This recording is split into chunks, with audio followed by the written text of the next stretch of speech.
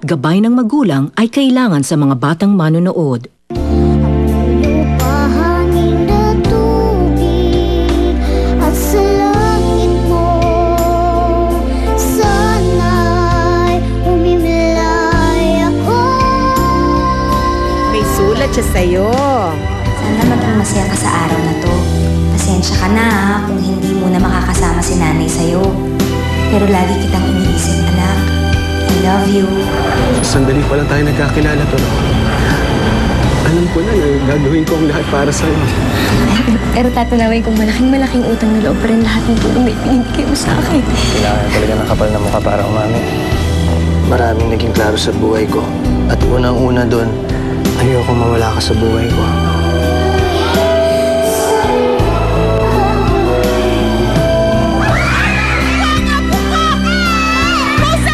Naimatay si Rose Ann habang kumakanta. Eto, may video ako. Patingin, bibilin ko ng 5,000 ng cellphone mo. Baby ko! Maria ka! Pati pizza ko, pinatus ko! Hindi naman totoong sinabi ni Miko na wala akong utang na loob eh. Ande, hindi itong tamang panahon na ipilit mo na magkaayos kayo. Pero Tito... Andre, si Roseanne nandito sa ospital. May nangyari. Kasi nga si Rose Ann hinimatay habang kumakanta. Ano ho?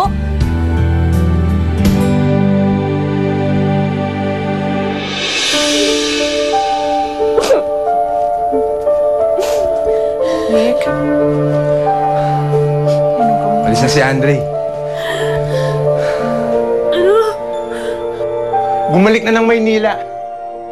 Nakakuha na niya yung gusto niya sa'yo eh. Di ba ganun yung ginawa niya kay Iris? Di ba kaibigan mo yun, Mick? Alam, makabalik-balik yung hayop na yun dito. Sabi ko tama na po, di ba? Kaibigan ko pa rin naman si Andre, di ba? At saka isa pa, hindi ako naniniwala na aalis na ng gano'n-gano'n na lang. Di ba, Tito Jim?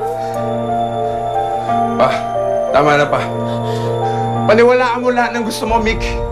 Pero kung ako sa'yo, huwag ka na umasang babalik pa yung hayop na yun.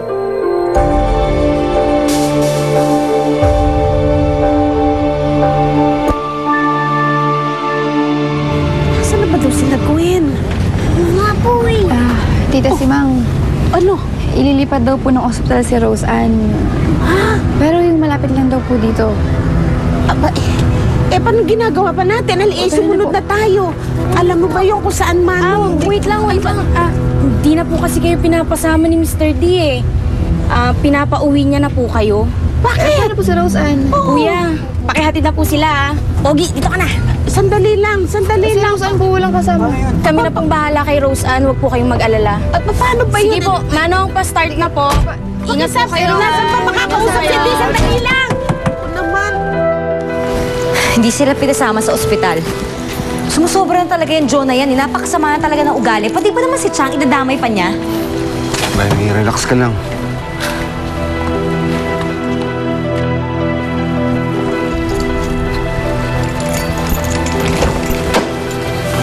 Relax?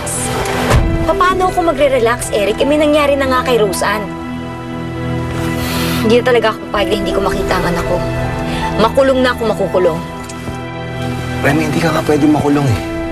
Pag nakulong ka, alam hindi mo matutulungan si Roseanne. Nakatulugan na ni Mikmik ang pag-iyak. Dinapagod din siya. Mukhang may balak talagang bumalik si Andre, anak. Diba, Milet? Mabuting bata naman siya eh. Tayo naman nagpalaki sa kanya. Yun na nga, Jimmy. Pinalaki natin siya dito sa mismong pamamahay na ito. Pero hindi niya tayo ginalang. At saka huwag kang kakampi-kampi dyan, ha? Kung mabuti siya, ganun ba ang gagawin niya sa pamangkin natin?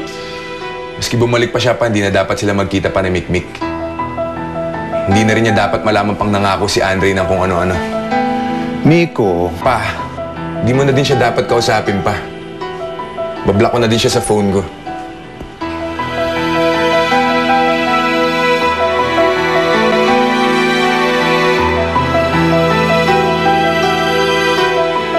We're sorry, the number you have reached is not in service.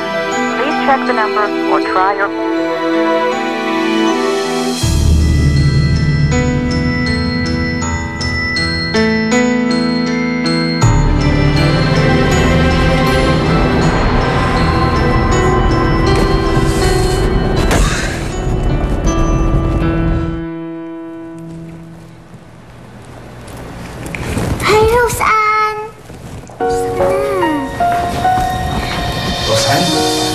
Kumusta ka?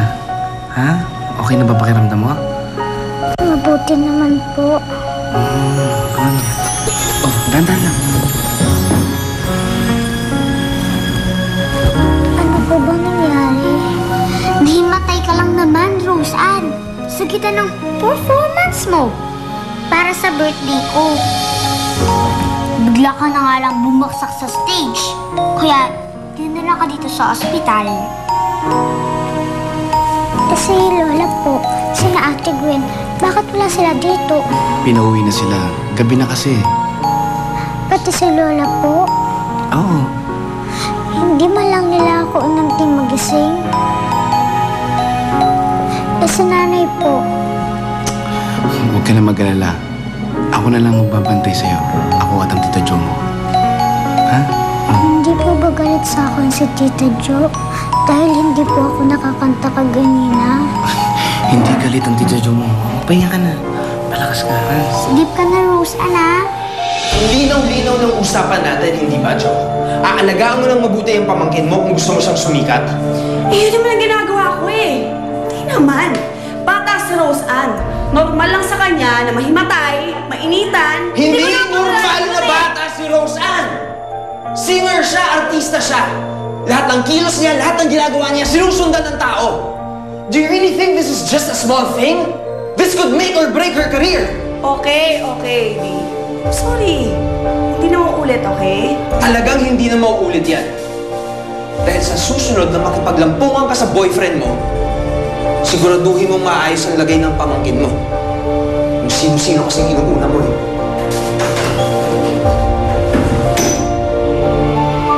Oscar! Oscar! Naku! Baby, you stay here. Hello. Hi! Ano?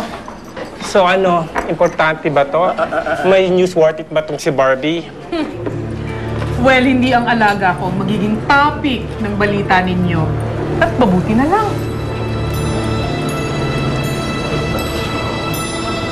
Oh my gosh!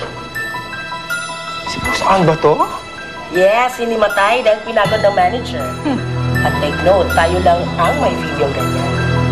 Hulog ka ng langit, Mama. I love it! Scoop to, napakagandang scoop. Yeah!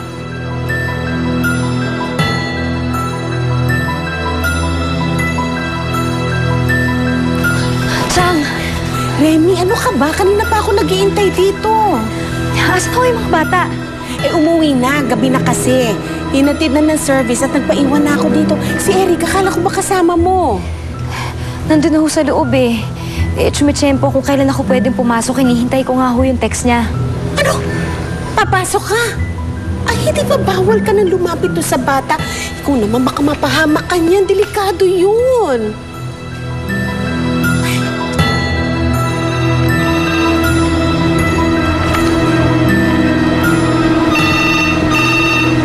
Miss, excuse. Saan kaya yung room ni Roseann? Yung artista? Sino sila? Kamag-anak po ba? Oo, pamangkin ko. Lowbat kasi yung phone ko kaya hindi ko makontak yung tita. Yung nagdala dito. Sa room 249, left wing. Okay, sige. Thank you, ha. Basta, Roseann, magpagaling ka na, ha? Opo, Sir D. Sorry po kanina kung nahimatay ako, ah. Wala ka dapat ipag-sorry. Hindi mo kasalanan yon.